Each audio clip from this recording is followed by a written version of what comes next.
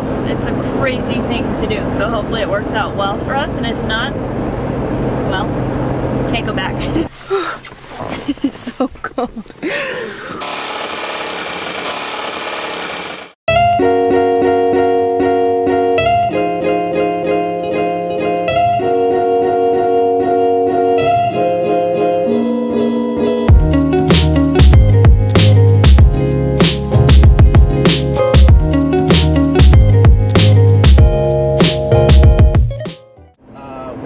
I-17, which is a freeway right outside of Phoenix, Arizona, our house, and we're heading north. But we're not just heading a little bit north, we're heading really far north. 25 hours north. 25 hours north with a stop maybe in Salt Lake City tonight. I think we're gonna have to stop. We're heading for Canmore, Canada.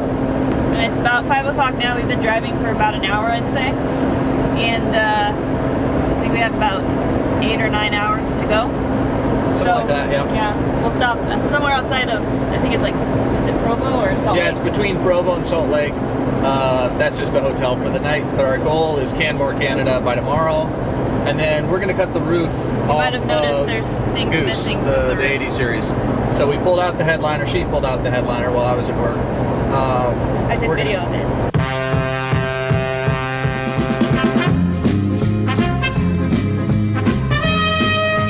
We're going to cut the entire roof off of them, and we're going to install a Campteq pop top. A pop top on an SUV setup is what I've wanted for, probably goes back 15 years now, since I bought, since I transitioned from a pickup truck to do off-roading into an SUV where everything's nice and protected inside and you can sleep inside.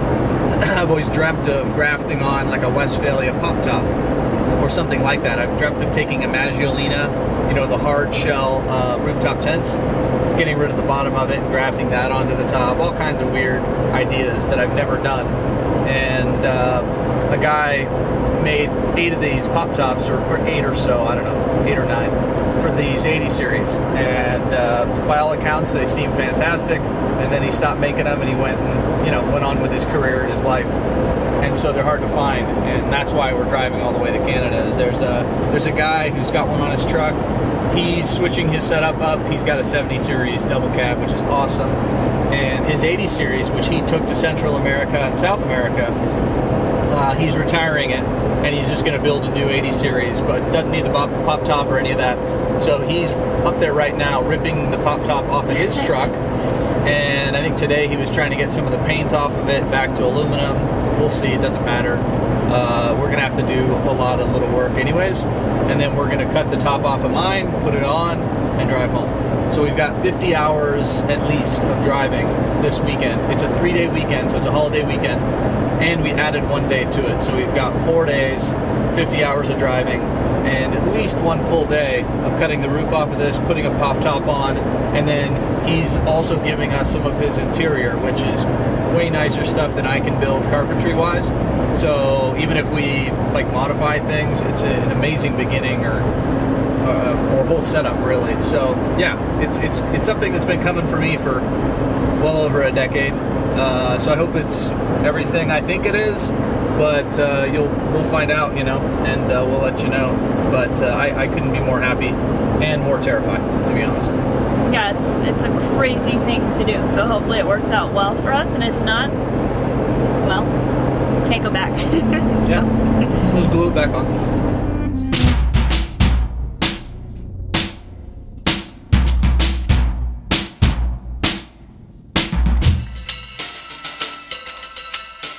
It is now morning, and we did make it to our hotel.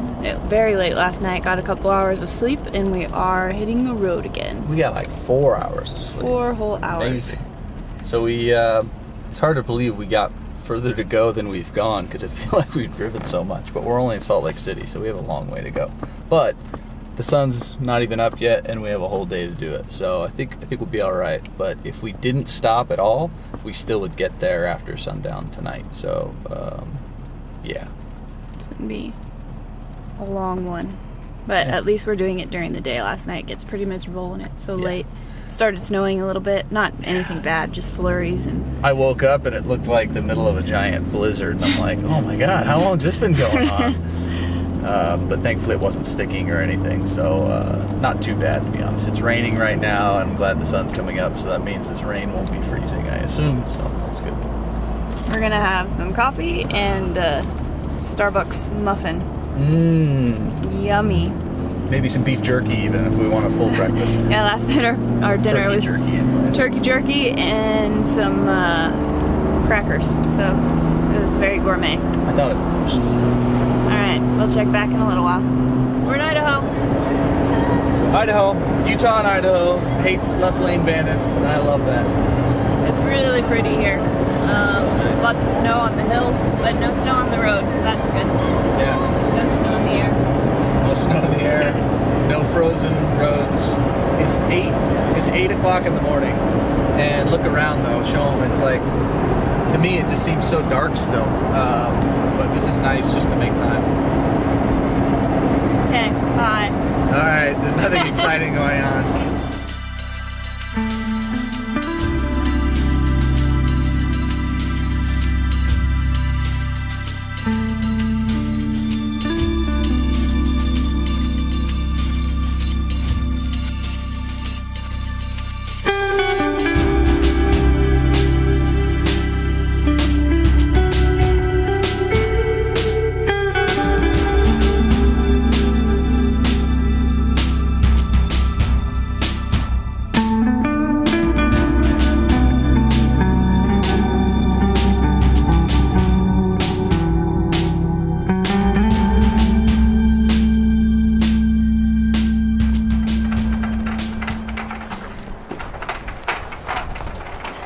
How you doing, Tim? Beautiful sunny day. Oh my gosh, it's so cool. It's so cold. Oh my gosh. Okay, after literally freezing, getting gas, It's pretty we cool. made it to Canada. Yeah, we're in Canada. We weren't quite prepared for the cold because we've been driving for like Yeah, we hadn't 12 stopped hours or since something. Butte, Montana, and there, yeah, it was cold, but Not it like was that. like normal cold like we're used to. Maybe it was like 20. Yeah. Up here at the border, it's somewhere single digits. I don't know if it's negative or not, but Welcome to Alberta. there you go. I'm filming the wrong direction. I've missed missed the every sign. single sign. I've Yep, missed you every have. hawk. I've missed every deer. Yep. All the So- hawks and eagles and such.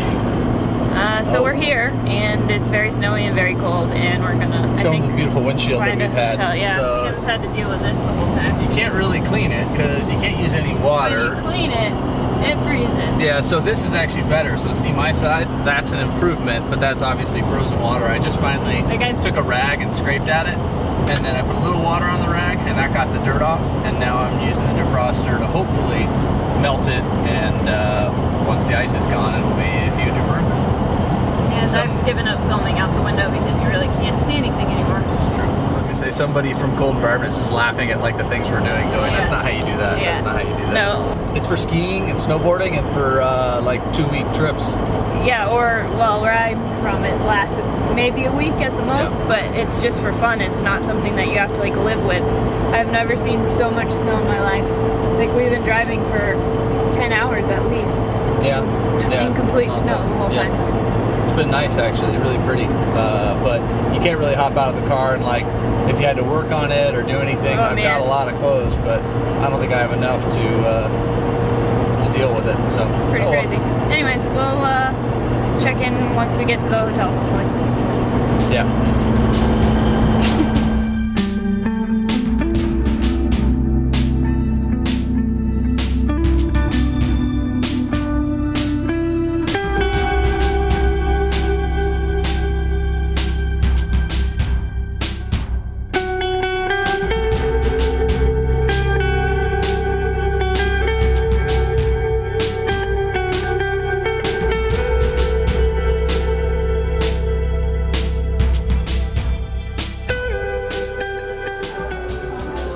Tim, you drove all day. It was a good day.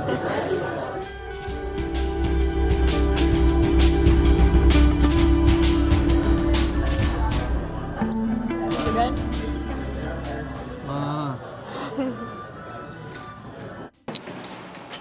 We are in a warm hotel. Woohoo! It's wonderful. And Really I nice. think Tim drove a total of like 11 or 12 hours today. Yeah, something like that. I never got to switch out. I kept telling him, I'll drive, and it just never. Well, why didn't I switch out? Well, it was pretty bad roads. I mean, I'm not disappointed that I didn't have to drive today because it was so we started a lot of today the time. in Salt Lake City, and Which I should have driven just starting from. it would have been perfect because it was nice clear roads. Yeah, it's cold out and there's snow all around, but nothing on the road. And then as we got into Idaho, the roads started getting snowy and icy. Then in Montana, it got much worse. Yeah. Then you're going through these sort of deep canyons where the sun doesn't get down there much, and it's kind of dicey, and you're just sitting behind a semi, and even then you start to feel the truck drift a little. So then we hit Canada, and at the border, I think it was like -6 or something. It was freaking like the coldest I've ever been, I think. So yeah, it was interesting. The sun was still up, and it was that cold. And then now we got to Lethbridge, Yeah, I think so. something like that, some little town before Calgary. So I started as soon as we crossed. I was like, we have like 4 or 5 hours left to drive. It's getting dark. We're tired. Like, you've been driving all day long. Yeah. I'll find the closest hotel. So we stopped in this little town, which the Chinook has not come through yet, which is a cold wind, or a warm wind. What is it, or what did you call it? Chinook. Yeah, but what did you think it was? I thought it was like some kind of truck. Isn't that a when truck? the lady was like, it hasn't come through yet, I was just like, and then I was like, is that like a truck or something? Like, it's also a truck. Why aren't they here? Well, the truck was so famous. It was so important. They named So anyways, a they warm wind haven't after- had their warm wind, so the roads are really bad here, and they haven't really plowed. So it's just like she said ice. they don't like to plow. They usually wait for the 'Cause it's Chinook to blow expensive. through, and so they finally are just getting their trucks out. So hopefully tomorrow will be better. So we'll see. The next morning's drive was dark and snowy, and pretty stressful, to be honest.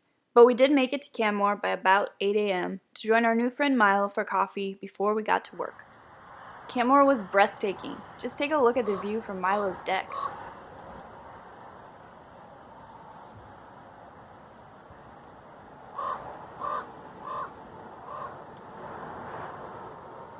And right below was the little garage where we would cut up poor Goose. With no time to waste, we got right to work. Here's the truck the Pop Top was previously on. It's now a convertible, and Goose awaiting surgery.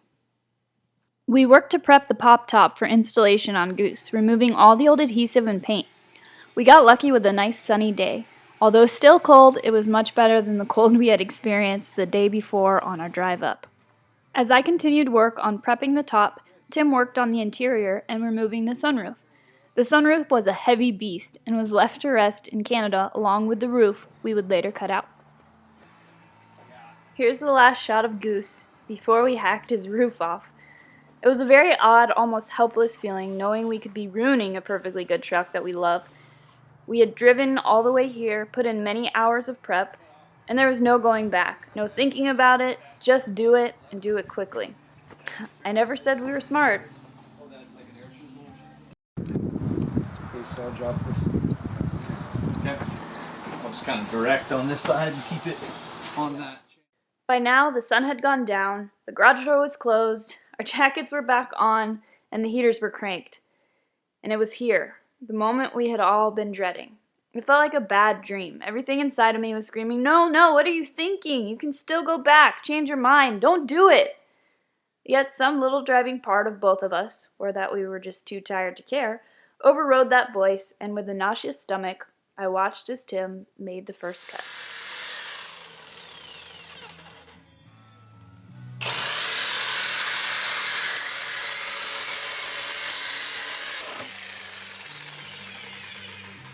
I think I gotta get a ladder and stay on the side here. Oh.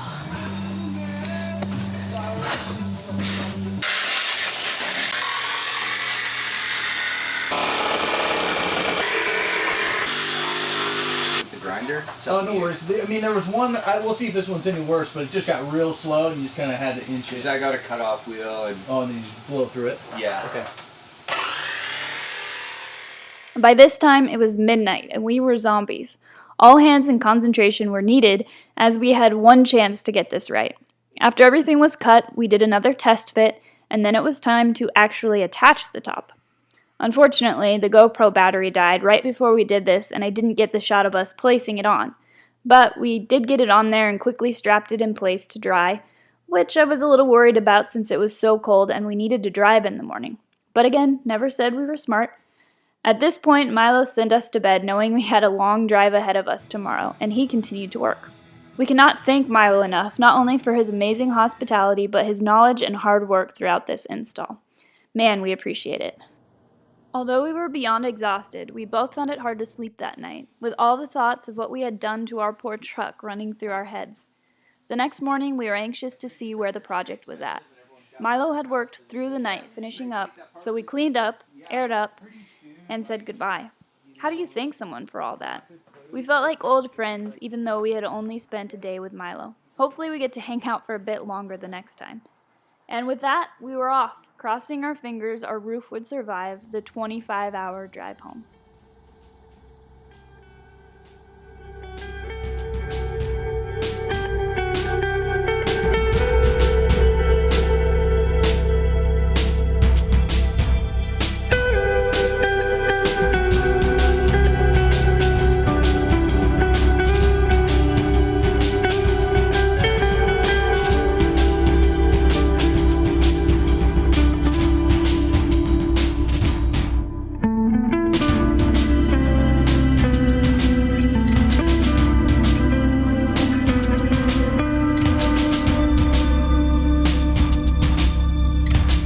The weather on the drive home was much better, and we made it in 2 long days. And the top stayed on.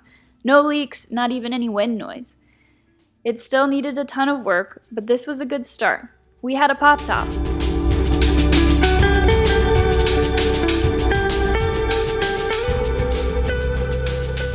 I appreciate Phoenix right now a lot. My hands hurt so bad. It's just a small beer. Yes. And then we had McDonald's for the first time in... Egg McMuffins don't count. Well, that's what I got. Okay. But I haven't had chicken McNuggets for like 5 or 6 Since years. I was 6 years old Yeah. and I found a chicken head in mine. I don't have them anymore. Seriously. So, yeah, we're not going to use any of this. Stop All filming. right, good night.